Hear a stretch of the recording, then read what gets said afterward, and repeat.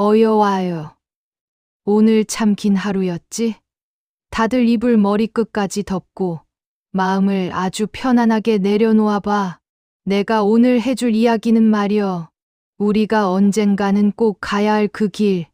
하지만 아무도 미리 가본 적 없는 저승길에 대한 이야기야. 안동 땅에 이생원이라는 영감이 살았어. 이 영감으로 말할 것 같으면 손톱만큼의 이득도 놓치지 않는 지독한 구두쇠에다가 남의 사정 따위는 안중에도 없는 그런 위인이었지. 어느 늦가을 오후였어. 마당엔 감나무 잎이 힘없이 툭툭 떨어지고 산그늘이 마당 끝까지 길게 내려앉은 그런 날이었지. 이생원이 툇마루에서 낮잠을 청하는데 갑자기 몸이 물에 젖은 솜덩이처럼 천근만근 무거워지는 거야. 손가락 하나 까딱할 수가 없어. 아이고, 이게 가위라는 건가? 싶어 눈을 뜨려는데 눈꺼풀 위로 수천 개의 바늘이 쏟아지는 것 같아. 그때였어. 마당 저 끝에서부터 검은 안개가 스멀스멀 기어들어 오더니 방 안 공기가 순식간에 얼음장처럼 차가워지는 거야. 이생원은 숨이 턱 막혔지.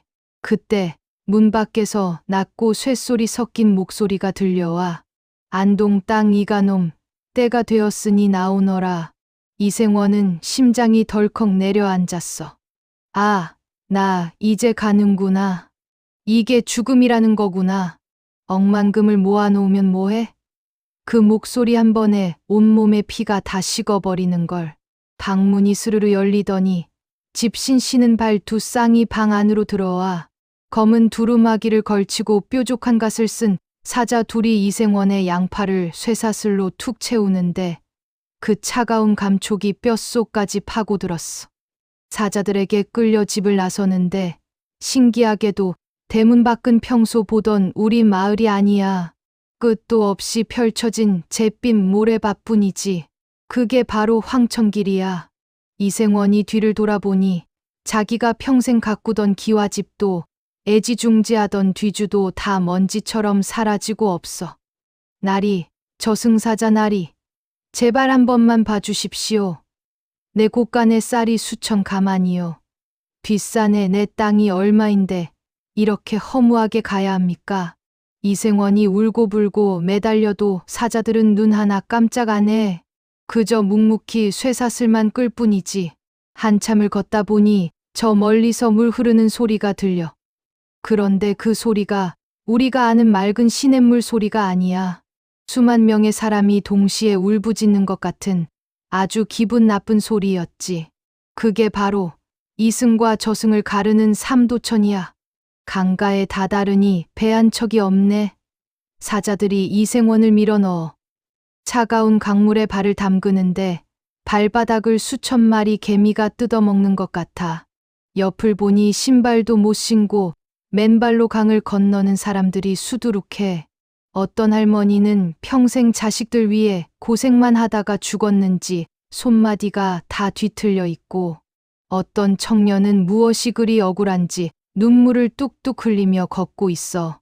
이생원이 가만히 보니 강물 속에 수많은 손이 불쑥불쑥 올라와 사람들의 옷자락을 붙잡아.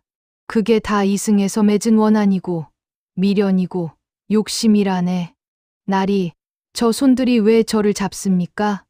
이생원이 겁에 질려 물으니 사자가 비웃으며 말해. 네가 남의 눈에 눈물 나게 했던 그 한들이 저기 다 모여 있는 거다. 네가 뿌린 대로 거두는 법이지.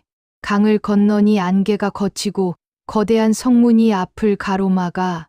문 위에는 염라국이라는 글자가 핏빛으로 써져 있지.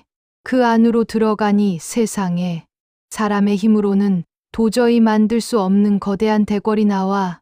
그리고 그 정중앙에 집채만 한 의자에 앉은 염라대왕이 계셔.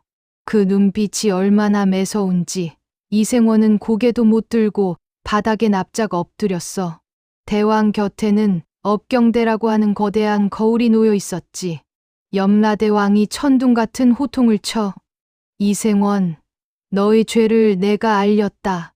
그러자 업경대에서 빛이 뿜어져 나오더니 이생원의 지난 인생이 쫙 펼쳐져 어린 시절 이웃집 밭에서 서리하던 것부터 장성에서 소작농들 등쳐먹던 거, 돈 안 갚는다고 과부의 집을 뺏었던 일, 이생원은 자기도 잊고 있었던 사소한 잘못들까지 거울에 생생하게 나오자 온몸이 사시나무 떨듯 떨렸어. 염라대왕이 판관에게 물어 저놈의 죄질이 아주 고약하구나. 지옥 중에서도 가장 깊은 불지옥에 쳐넣는 것이 어떠하냐? 판관이 명부를 넘기며 대답하려는데 갑자기 얼굴이 하얗게 질려. 대왕님, 큰일 났습니다. 이 사자들이 이름을 착각했습니다. 안동 땅의 이생원이 아니라 저기 옆 동네 사는 신보 고약한 이 씨를 데려왔어야 하는데 명부를 다시 보니 이 사람은 아직 명이 30년이나 남았습니다. 대왕이 이 말을 듣고는 불같이 화를 내며 사자들을 꾸짖어. 하지만 이미 저승까지 온 몸을 그냥 보낼 수는 없었지. 염라대왕이 이생원을 뚫어지게 쳐다보더니 말해. 니놈이 아직 이승의 운이 다하지 않아 돌려보내주겠다만 가기 전에 네가 저승에 쌓아둔 재산이 얼마나 되는지 똑똑히 보고 가라. 이생원은 판관을 따라 저승 한쪽에 마련된 거대한 창고 단지로 갔어. 거기엔 세상 모든 사람의 이름이 적힌 곳간이 있었지. 어떤 사람의 곳간은 문 밖까지 금은보화와 곡식이 넘쳐나서 향기가 진동하는데 이생원 자기 이름이 적힌 곳간 앞에 서니 한숨부터 나와 문이 끼익 열리는데 안에는 쾌쾌한 먼지만 가득하고 거미줄이 쳐져 있어. 판관 나리, 제가 이승에 쌓아둔 재산이 산더미인데 왜 제 저승 곳간은 이렇게 비어 있습니까? 판관이 혀를 쯧쯧 차며 말해.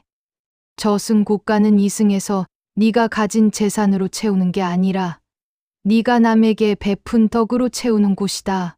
너는 평생 줄 줄은 모르고 뺏기만 했으니 내 곳간엔 먼지만 쌓인 게 당연하지 않느냐.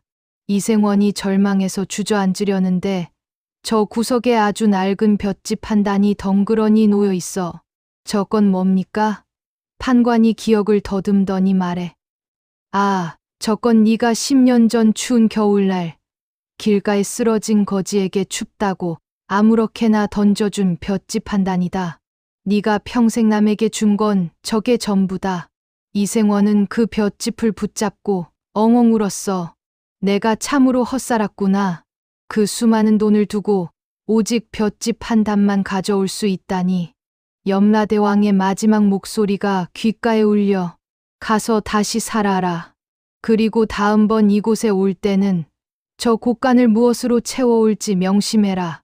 이생원이 눈을 번쩍 떴을 땐 이미 자기는 관 속에 뉘어 있었고 집안 식구들은 곡을 하고 있었지. 이생원이 나 안 죽었다 소리를 지르며 관 뚜껑을 발로 차고 나오니 마을 사람들이 자빠지고 난리가 났어. 그 뒤로 이생원은 어떻게 됐냐고? 안동 땅에서 제일 가는 기부 천사가 됐다네.